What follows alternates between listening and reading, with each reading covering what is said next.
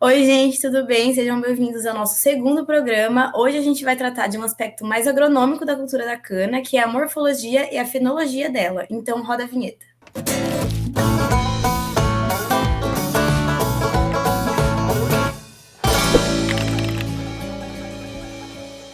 Bom, gente, meu nome é Isabela, ou Estrela, eu sou a coordenadora do GECA, o Grupo de Estudos em Cana-de-Açúcar, um grupo da Exalc USP aqui de Piracicaba, em que a gente estuda e desenvolve atividades práticas também com a cultura da cana. E a gente veio hoje aqui, em parceria com a Strix, trazer esse programa chamado Entre Nós, justamente para ser uma conversa entre nós, do GECA e da Strix, com vocês interessados em aprender mais sobre a cultura da cana.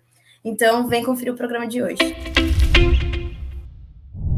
Bom, gente, então hoje, como eu já comentei, a gente vai falar sobre a morfologia e a fenologia da cana-de-açúcar.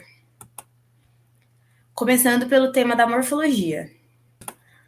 Bom, dando agora uma pequena introdução sobre a cana-de-açúcar. Originalmente, a cana-de-açúcar era da espécie Saccharum officinarum, mas atualmente o que existem são híbridos da espécie Saccharum que foram melhorados geneticamente visando as características de interesse comercial.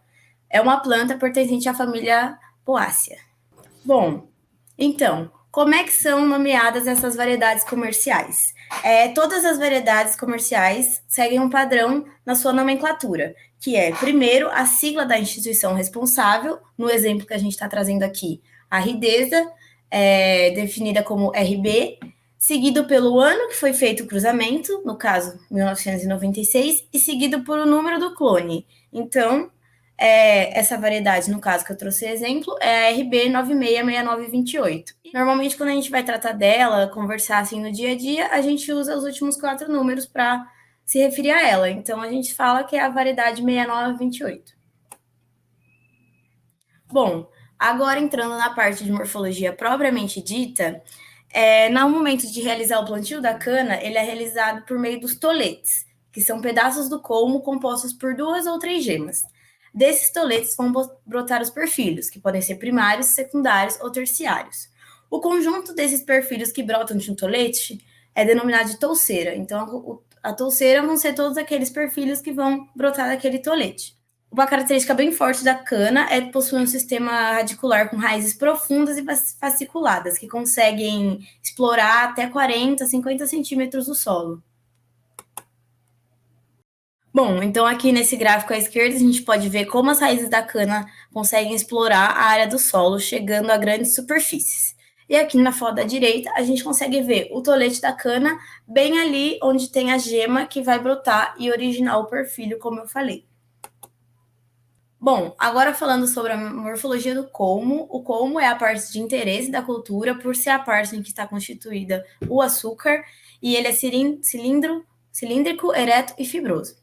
E ele é constituído de nós entre nós, inclusive o nome do nosso programa vem dos entre nós da cana, fazendo uma analogia com o nosso bate-papo. Então, é nos nós onde ficam presentes as gemas, que é a parte importante para a reprodução da cana. Agora falando das folhas da cana, elas são alternas, opostas e fixas aos nós. São compostas por limbo e bainha e também possuem os anexos da lígula e da aurícula. Aqui nós temos um desenho onde dá para observar todas essas partes da folha. Bom, um ponto super importante para a cultura da cana, para fazer as análises do campo, é você identificar a numeração que é dada a essas folhas. Então, você começa a contar da folha mais 1, que é a primeira folha com a aurícula visível. A aurícula é essa partinha aí, bem na base da folha, onde dá para observar. Então, a folha mais 1 é a primeira folha onde dá para ver essa expansãozinha dela na base. A partir daí, a gente define as folhas mais 1, mais 2, mais 3 e assim por diante, começando ali do ápice e descendo para baixo, vai aumentando a numeração dessas folhas. Em aulas futuras, vocês vão ver por que essa folha mais 1 é tão importante para nossas atividades no campo. Outro aspecto da morfologia da cana é a inflorescência. Ao contrário de muitas outras culturas, na cana, o florescimento não é um aspecto desejado. Por quê? Porque o florescimento vai causar perdas na produção, por isoporização, que é a perda do açúcar do colmo. Quando começa a florescer, também cessa o crescimento da cultura, e no momento de florescimento, também começa a ocorrer a emissão de brotos laterais. E todos esses aspectos significam uma coisa: a perda de açúcar do como. Então, o florescimento não é desejável, porque no momento que a cana começa a florescer, ela deixa de dedicar suas energias para produzir açúcar e começa a se dedicar a produzir as flores. E no campo, a gente pode controlar e tentar reduzir o florescimento, usando variedades com pouco potencial de florescimento, induzindo estresse hídrico quando esse florescimento vai acontecer, e também usando reguladores vegetais que podem tardar esse florescimento. Bom, então agora a gente vai falar sobre a fenologia da cana-de-açúcar. E para quem não sabe o que é a fenologia refere-se à parte da botânica que estuda as diferentes fases do crescimento e desenvolvimento das plantas, tanto a fase vegetativa, que é a germinação, emergência e crescimento, como a reprodutiva, que é a partir do florescimento da cultura, e demarcando-lhe as épocas de ocorrência e as respectivas características. É muito importante se saber a fenologia de qualquer cultura que você vai cultivar, porque sabendo os aspectos fenológicos, você sabe em que momento a cultura, por exemplo, vai precisar de mais água, ou em caso de outras culturas, vai precisar de uma quantidade de luz específica. Então, para você estar controlando o desenvolvimento da cultura no campo e tudo o que ela vai demandar, você precisa saber os estádios fenológicos, porque o que ela vai demandar no florescimento não é necessariamente as mesmas quantidades e fatores que ela vai demandar no momento da germinação. Então, você saber todos os estádios fenológicos da cultura é super importante para você controlar os fatores e maximizar a produtividade.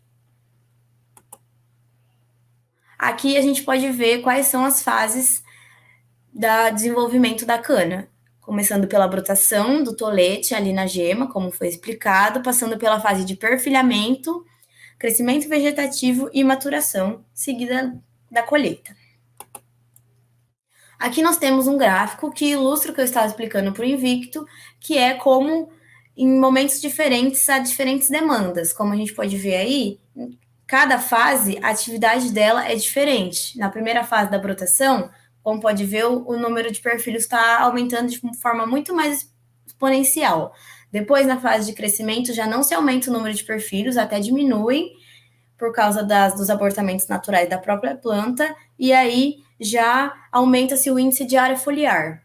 E vendo ali um crescimento constante de massa durante todo o ciclo. Como a gente pode ver também, a produção de açúcar vai ser concentrada na terceira fase da maturação. Então, todas essas diferentes comportamentos da planta vão definir também diferentes atividades que a gente tem que estar realizando lá no campo. Agora eu vou explicar um pouquinho de cada parte da fenologia.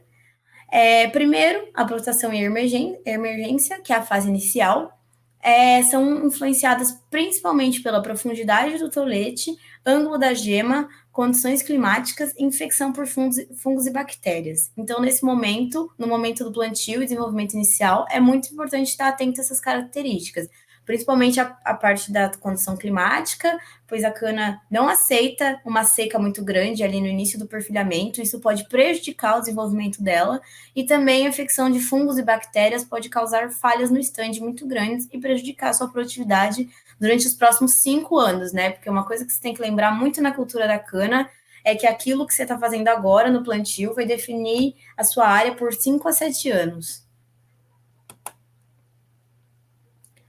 Bom, o próximo estágio é o perfilhamento, e no momento de perfilhamento é muito importante que a cana tenha luz e uma temperatura ideal, também água e nutrientes sempre presentes, e é sempre importante estar acompanhando a presença de pragas e doenças e ficar atento ao nível de controle para não deixar essas pragas prejudicarem a produtividade. Outro fator também que vai interferir no perfilhamento é a época de plantio, então você tem sempre que estar atento à variedade que você está plantando e qual o momento correto do plantio dela. No momento do crescimento, é muito importante que se controle a temperatura e a água, pois esses fatores são essenciais para a realização da fotossíntese.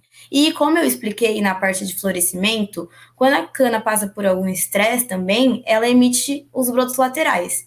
E isso vai prejudicar totalmente a sua planta. Então, você controlar a água e a temperatura são essenciais para você manter a dominância apical da planta e não prejudicar seu crescimento. E, por último, a última fase, e uma das mais importantes no quesito do açúcar, é a maturação. Porque é na maturação, como a gente viu naquele gráfico, onde a planta vai produzir mais açúcar. A produção e o acúmulo desse açúcar, dessa sacarose, ocorre sempre da base para o ápice do colmo. Então, se você quiser chupar uma cana, a base vai ser sempre mais docinha. E a cana é considerada uma cana madura quando o terço superior do colmo alcança cerca de 85% do açúcar que tem na base. E você pode analisar essa quantidade de açúcar, o que é denominado Brix, no campo mesmo. Então, é possível fazer essa análise no campo para analisar se realmente essa cana já pode ser considerada madura para colheita.